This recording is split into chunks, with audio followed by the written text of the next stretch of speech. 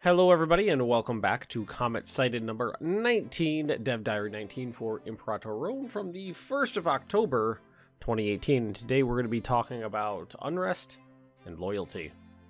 So let's recap what we mentioned briefly about Unrest in the 16th Dev Diary and how unrest in cities affected the loyalty of provinces. Unrest also has two other distinct impacts. The first is the reduction of commerce tax, manpower, and research from a city, while when it reaches the threshold of 10 unrest, you can no longer recruit regiments in that city, build buildings, or interact with the population. Unrest is generated through unhappy pops, low stability in your country, war exhaustion, governor's policies and corruption, and it looks like that's about it. It can also be reduced by various laws, positive stability, and by assigning armies to the local governor. The happiness of a pop depends on its culture and its religion compared to the country's religion and culture. Different pop types also want different civilization levels to be happy. While tribesmen want it to be as low as possible, the citizens want it rather high. Different laws make different types of pops more or less happy as well. Access to different goods in the city will also make pops happier. If a pop has less than 50% happiness, they will contribute to the unrest of the province. Now let's talk about loyalty. There are three types of loyalty we'll talk about today, as the loyalty of subjects is a subject for another day, and I just wanted to type that sentence. Province loyalty. Each province has a loyalty value to the country. If it goes down to 0, then that province is basically 100% autonomous and will provide you nothing. They will cancel all trade to other parts of your country, and every city will be acting as if it had at least 10 unrest. If enough provinces are disloyal, they will either start an independence war, if the dominant culture is not your primary culture group, or a civil war if they are in your culture group. There are alerts if your provinces are disloyal, or if you risk a civil war or a major revolt.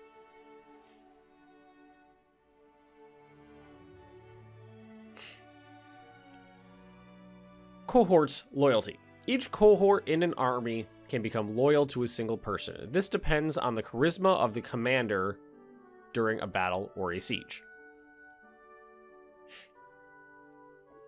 When a cohort is loyal to a character, the country pays less maintenance for it, as the commander of the unit it is loyal to starts paying the unit him or herself. There is a straight drawback or two to having cohorts loyal to a character instead of a country. Like, for example, a cohort that is personally loyal to a character will not allow it to be transferred away from the unit in any way. Also, a character with cohorts loyal to him will tend to become more disloyal over time. Character loyalty. Characters loyal to the country is one of the most interesting aspects to manage, as disloyal characters is a huge risk, as disloyal characters will refuse to abandon their armies or provinces, and if enough are disloyal, they will form a bloc together to form a civil war. Some forms of government, a few inventions, and some ideas increase loyalty of all characters. Giving people titles and offices will increase their loyalty, but removing them will decrease their loyalty. Characters of the same faction as the ruler tend to become more loyal to him over time, while friends and rivals of the ruler will see their loyalty go up and down as well.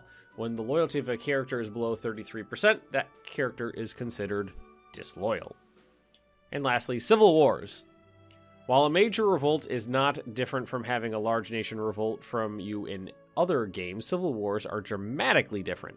The threat of a civil war will start as soon as either 33% of the army is controlled by a character that is disloyal, or 33% of provinces are disloyal to the country. During the threat of a civil war, a small timer ticks up each month, where the civil war will break out after a year. During this time, you'll have an alert so you can see that you are at risk of it. Of course, there are alerts as soon as a single province is disloyal or a general is as well. When the civil war starts, all disloyal characters in provinces will join them, and possible friends and family as well. A civil war is war to the death, where provinces automatically switch owner when you occupy them, and if you lose the civil war, it is basically game over. And always remember, tyranny is not a help when it comes to getting loyalty. Sic Semper Tyrannis. The picture we have this week seems pretty simple here. We have the province of Decapolis, and you can see that it is extremely disloyal with a current loyalty of only 0.5% and ticking down. Mostly because, well, we can see that it's because of tyranny and because several cities in the province have just this, probably the prerequisite amount of unrest to start causing some loyalty issues.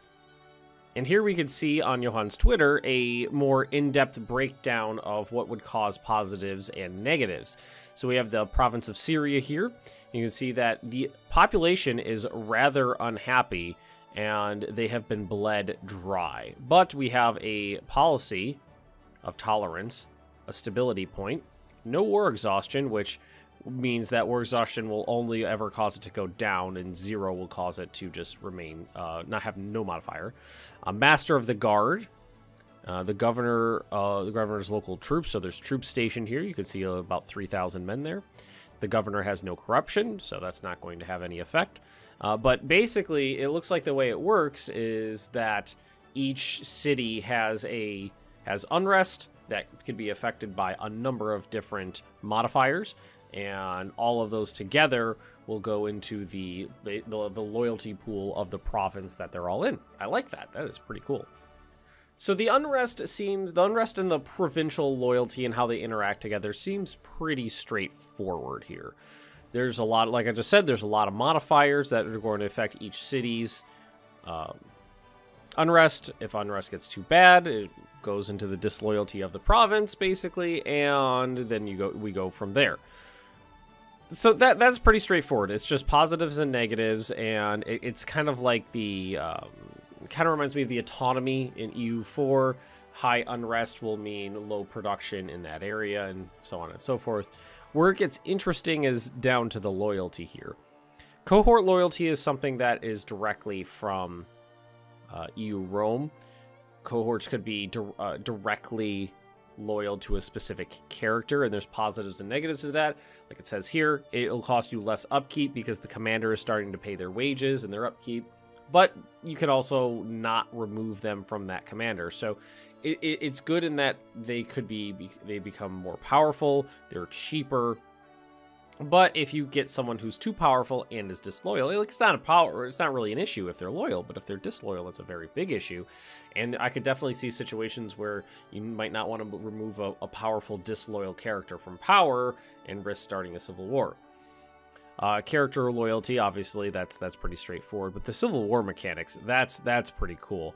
I like that civil wars seem like they're going to be a blob block, I want to say, because in EU4, in CK2, and to a lesser extent in Vicky, all the Paradox games, there's a lot of blobbing, and a lot of players like playing like that. They just want to make the largest country possible, but there's also a lot of players that don't want to just make the largest country possible. They don't want the end of the game to get to that dull, just grinding war phase, and this seems like it could be kind of a blob block.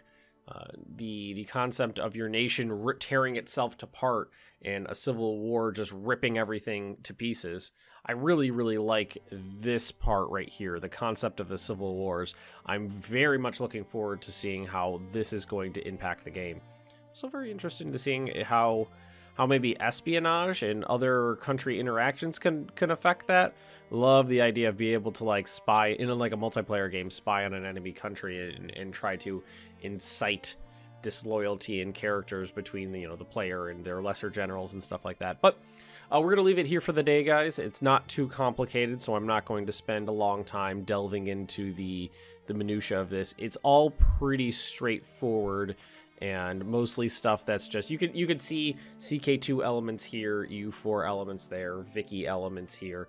It's all just all those choice little bits plucked out of the games and kind of just merged together into this one. And I like what I've seen in this one. So thanks for watching, everybody. Do let me know what you think of the unrest and loyalty mechanics in the comment section down below, and I will see you all next time.